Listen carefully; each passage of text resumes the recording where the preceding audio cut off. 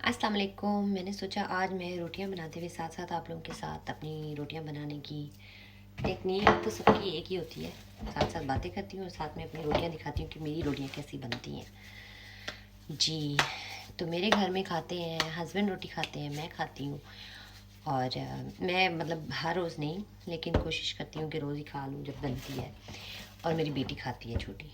बेटे दोनों जो है ना वो रोटी जो है ना ऐसी कर लो कि आई थिंक 2-3 महीने बाद एक बार, वो भी हसन तो बिल्कुल नहीं खाता, रायन कभी कभी पराठे बनवा लेता है जब उसको बहुत अरसा हो जाए खाए हुए। तो उन दोनों को नहीं पसंद। तो हमारे घर में गिन के 4 रोटियां बनती हैं, जिसमें से 2 हस्बैंड खा लेते हैं और एक आधी मैं और आइजल खाते हैं। सो यस, इस तरह से पहले मैं गोल गोल से इसके पेड़े बना लेती हूँ। इस तरह से मुझे बेलन के बगैर रोटी बनानी नहीं आती। मेरी दादी बनाती होती थी और वो बनाती थी बगैर बेलने के, तो वो पता नहीं कैसे बनाती थी।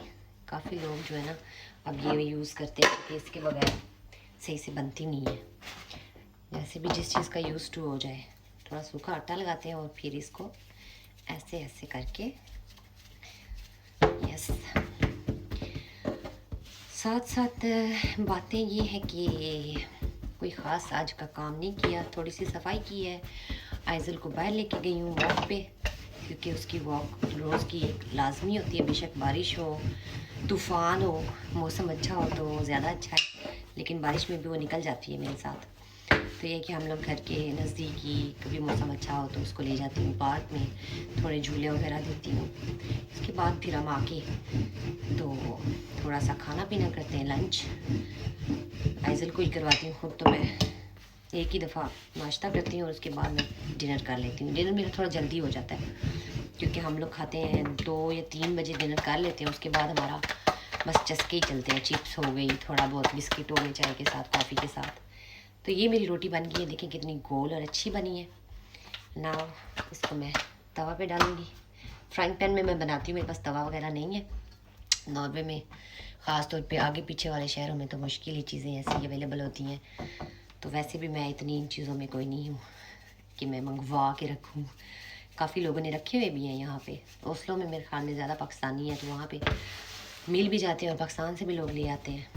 तो पर अक्सर ये भी होता है कि आपके जो ओवन होते हैं उनके ऊपर ये पूरे ये तवा वगैरह नहीं चलते, तो हर किसी के लिए वो नहीं है सूटेबल। तो एक रोटी मेरी आलमोस्ट एक साइड बन चुकी है। हाँ जी, तो और कोई नई ताज़ी तो कुछ भी नहीं है मेरे पास। बस खाना बनाऊंगी और खा लेंगे और उसके बाद फिर से वॉक पे जाएंगे दोबारा शाम को। सो या छोटे बच्चों के साथ यही रूटीन होती है, एक जैसी ऑलमोस्ट। सुबह उठो, नाश्ता करवाओ, इनको खिलाओ, फिर उनके साथ टाइम स्पेंड करो, फिर घर के काम जब वो सो जाएं फिनिश कर लो, अपनी स्किन केयर कुछ कर लो, जो भी मतलब करना है, जो भी आपका करने वाला होता है। छोटे बच्चों के लिए यही होता है कि जब सो जाते हैं तो सारे जो पेंडिंग काम होते हैं वो आप उसी टाइम में कर लेते हो। सो यस, और मी टाइम जो है, मी टाइम वो हमेशा शाम को ही होता है, जब बच्चा एक टाइम पे सो जाता है अपना। और जितना आप जल्दी उसको सुलाओगे, लाइक डिपेंड्स ऑन कि आपकी क्या रूटीन है, कितने बजे उठता है। लेकिन आइज़ल जो है वो थोड़ा जल्दी उठ जाती है। जल्दी भी क्या, 8, साढ़े 8, 9 बजे तक भी कई बार होता है, लेकिन वो सो जाती है 8 बजे तक। अगर बहुत लेट हो जाए तो 8:30, उससे ज़्यादा लेट मैं नहीं उसको सुलाती। तो ये कि फिर मेरे पास मेरे लिए टाइम होता है, मैं 10, 11, 12 बजे तक भी जागूँ तो मेरे पास इनफ टाइम होता है ड्रामाज देखने का, स्किन केयर करने का, फ़ोन किसी को कर लो। सो या ये चीज़ें भी बहुत ज़्यादा ज़रूरी हैं, ख़ास तौर पे छोटे बच्चों की माँओं के लिए। अगर आप बहुत लेट सुलाओगे और उनके साथ ही जाके सो जाओगे तो आपको लगेगा कि आपने कुछ भी नहीं किया, सारा दिन बस भाग दौड़ में गुजर गया और उठे हो दोबारा उसी रूटीन में। तो अगर बच्चों की रूटीन आपकी जल्दी सोने की होगी तो आपके लिए, अपने लिए टाइम होगा, आपके हस्बैंड के लिए टाइम होगा, अपने बच्चे दूसरे जो बड़े हैं उनके लिए टाइम होगा। तो घर में भी काफ़ी चीज़ें जो पेंडिंग होती हैं वो भी आप कर सकते हो। लेकिन ज़्यादातर शाम को मैं काम वगैरह नहीं करती, मैं अपने लिए टाइम निकालती हूँ। दिन को मैं कोशिश करती हूँ कि उसके सोने के टाइम में, दोपहर में जो है ना, जितने भी काम पेंडिंग वाले वो ख़त्म कर लूँ ताकि मैं रिलैक्स कर सकूँ रात को। सो मेरी यही कोशिश होती है कि दिन को काम ख़त्म कर लूँ। सो यस, अभी मैं आपको अपनी रोटी दिखाऊंगी। बहुत ही प्यारी, अपनी खुद ही तारीफ़ कर रही हूँ, लेकिन मुझे अपने हाथ की रोटियाँ बड़ी अच्छी लगती हैं। ना ज़्यादा मोटी होती हैं, ना ज़्यादा पतली होती हैं। Perfect for my type of people. ये मेरी दोनों साइड्स। होप आप लोगों को भी अच्छी लगी होगी। और आटे का भी बहुत फ़र्क पड़ता है। यहाँ पे नॉर्वे में तो आटा जो है ना बहुत डिफरेंट किस्म के आटा मिलते हैं। तो अभी जो मेरे पास है वो उसका जो कलर है ना वो परफेक्ट है, ना ज़्यादा डार्क है और ना ज़्यादा लाइट है, क्योंकि ज़्यादा लाइट भी वो मैदा ही होता है ज़्यादा। तो इसमें ये है कि अभी हमने जो आटा लाया है उसमें काफ़ी ज़्यादा चीज़ें हैं, चने का आटा है और पता नहीं क्या क्या है, काफ़ी ज़्यादा है। मैं उसके अगर किसी को चाहिए होगा तो मैं उसको फिर मैसेज में बता दूँगी कि कौन से वाला आटा है। लेकिन ये वाला ज़रा हेल्दी वाला आटा है और इसका रंग भी ठीक है, ना ज़्यादा डार्क है ना ज़्यादा लाइट है। तो रोटी बड़ी मज़े की बनती है इसकी और स्टिकी भी नहीं है। अभी मैंने थोड़ा सा सूखा आटा डाला है नीचे, तो बिल्कुल भी नहीं वो स्टिक कर रहा। ये मुझे ज़्यादा आटा यूज़ करना, गंद डालना, उससे मुझे बड़ी उलझन होती है, तो मैं थोड़ा सा आटा यूज़ करती हूँ। देखो बिल्कुल भी नहीं चिपक रही है, बहुत सही रोटी बनती है। यस,